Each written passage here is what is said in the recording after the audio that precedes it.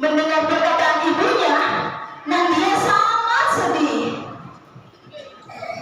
Kemudian dia berpikir, bagaimana ini jika aku terus menjaga kawanan keraku?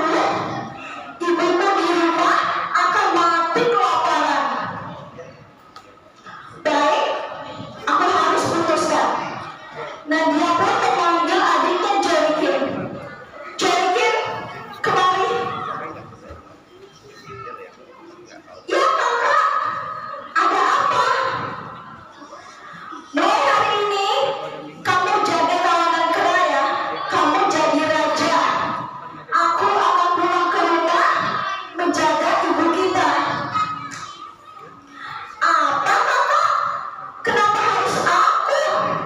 Aku juga mau menjaga ibu kita di rumah. Akhirnya, dua bersaudara ini sepakat bersama-sama untuk menjaga ibu mereka di rumah. Nadia dan Joykin membawa ibunya turun dari Himalaya dan menetap di perbatasan hutan di bawah pohon beringin. Mereka selalu merawat ibunya dengan baik. Di lain hal, di kota Taksasila hiduplah seorang Brahmana. Ia hendak berpamitan untuk pergi kepada gurunya. Guru, aku mohon pamit, aku sudah menunaikan tugas di sini. Sekarang waktunya aku pamit, guru. Kemudian gurunya Brahma Parasarya mengetahui dan memberi nasihat. Muridku, kamu ini punya sifat yang kasar dan bengis. Seseorang yang memiliki sikap ini tidak akan pernah hidup bahagia, ia akan sengsara. Untuk itu, hendaknya kamu tidak membuat semena-mena, tidak merugikan orang lain, atau kamu akan menyesal. Baik guru, aku akan ingat pesanmu. Kemudian, pemuda Brahmana ini pulang dari kota Taksasila menuju kota Benares. Kemudian ia menetap berkeluarga, memiliki istri dan 2 orang anak. Karena ia tidak memiliki keahlian lain,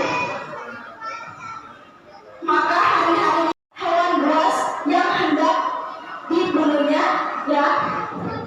kemudian dijual ke pasar dan mendapatkan banyak uang darinya.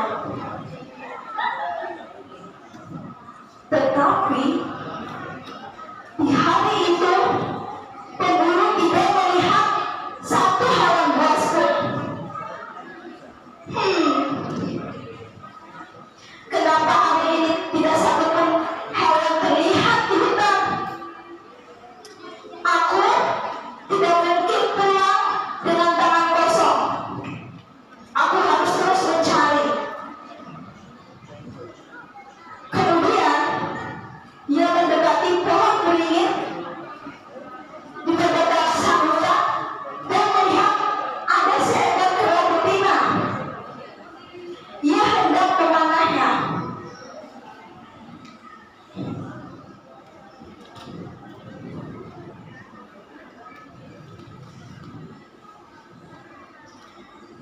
Ibu kera itu tidak lain adalah ibunya Nadia dan Joykin. Kemudian Joykin pun berkata, kakak, mau apa manusia itu menggenapi ibu kita? Ketahuan dia akan membunuh ibu kita. Aku akan menyelamatkan ibu. Setelah aku mati, kau jaga ibu ya.